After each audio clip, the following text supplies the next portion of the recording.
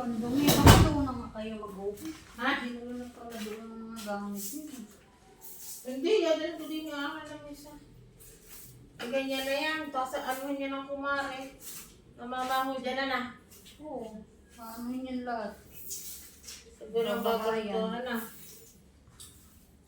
Wala. Natin di pala madama si PU eh. Kalavera na pala to dito eh. Hindi, dadal lang yun. Ang mga gamit kayo dito, wala na talaga yung ganun na sa bagay.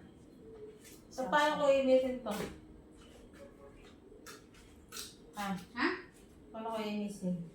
Ano ko saan maglagay ito? Ang baka na ano ba ito? Ang ano pala ito eh. Talangin mo. Hindi nga ako.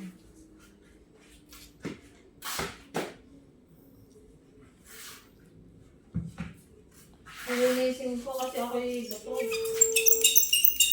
Yung tawagan mo? Madam. Yun na. Madam, ano naman gagawin ko din? Sa nilalagay. Ako inaanto kasi mamaya lang babalik. Ano sabi mo? Saan ko ilalagay rin ano? Nadin ako sa office at pasama ko yung Dayan. At ako'y mag-iibis. Hindi! Din sa opisina! Ako yung inaanto! Kaya ako yung umalis. Ako yung inaanto ang mga pipino. Anong gagawin nga din eh?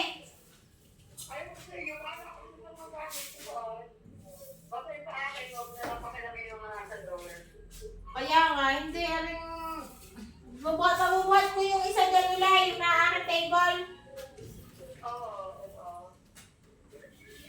Gawa na rin, dami-dami pa din eh.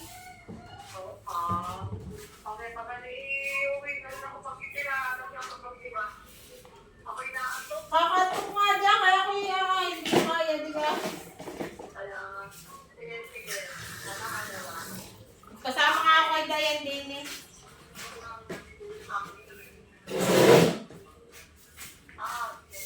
Okay. Kami ano ni Dayan, ano nga yun? Tayo magkakaano dito. Video. Ayan mo siya. Sorry, lalagay. Ay, mag-gusto mo ng kawad. Aray, ang kawad ganyan ah. Anong kawad?